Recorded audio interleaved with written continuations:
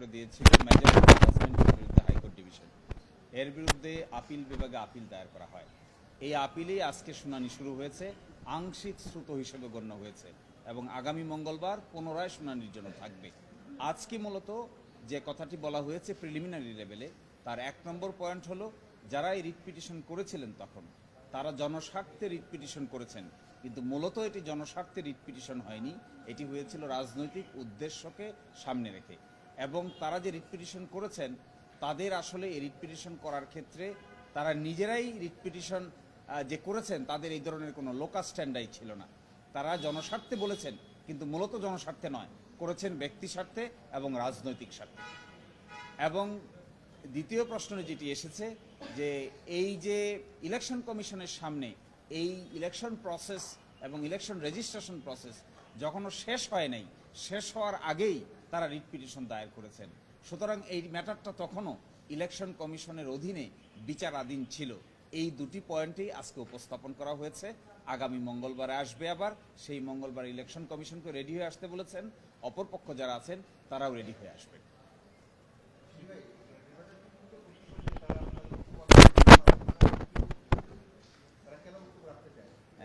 Election commission কিন্তু high court ডিভিশনে জামাত ইসলামীর পক্ষেই তারা লিখিত এবং মৌখিক সাবমিশন রেখেছে, কারণ তারাই তো রেজিস্ট্রেশন দিয়েছিলেন।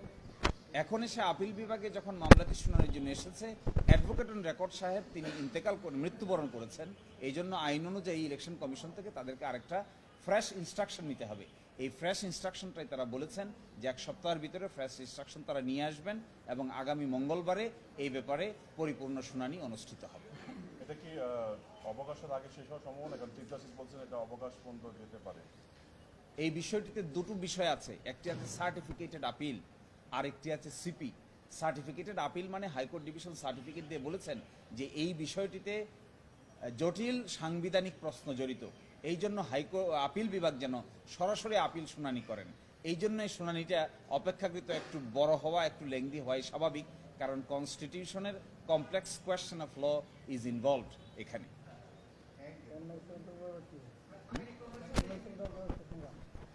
ওখানে আরেকটা কথা আসছিল যে অনেক ইসলামী দলই তো তখন রেজিস্ট্রেশন পেয়েছিলেন, তাহলে যারা রিট পিটিশন করলেন তারা অন্যান্য ইসলামিক দল যারা রেজিস্ট্রেশন পেয়েছেন তাদের কারো রেজিস্ট্রেশন চ্যালেঞ্জ করে মামলা করেননি, শুধু একটাকে টার্গেট করেছেন কেন? এটা দ্বারা বোঝা যায় যে এই একটা পার্টিকুলার পলিটিক্যাল পার্টির রেজিস্ট্রেশনকে নিয়ে যখন প্রশ্ন উত্থাপন করা হয় তখন এটি শুধুমাত্র জনস্বার্থে থাকে না, এখানে রাজনৈতিক বিবেচনা অনিবার্য অনুষঙ্গ হয়ে দাঁড়ায়। জনি ভাই ছবি নেন। জামাত ইসলাম বাংলাদেশে খিলাফত প্রতিষ্ঠার জন্য তাদের যে মূলনীতি, সেই মূলনীতিতে তারা খিলাফত প্রতিষ্ঠার জন্য রাজনীতি করে। এই কারণে থেকে একটা জবাব দিয়েছি। আপনারা দেখেছেন জামাত ইসলামী বাংলাদেশ প্রতিষ্ঠার পর থেকে সকল পার্লামেন্টেই, প্রপারলি ইলেক্টেড পার্লামেন্টেই তাদের সদস্য সংখ্যা ছিল 18 বা 20 জন পর্যন্ত তাদের সদস্য সংখ্যা ছিল পার্লামেন্টে, এবং প্রপারলি কন্টেস্টেড ইলেকশনে পাশ করে।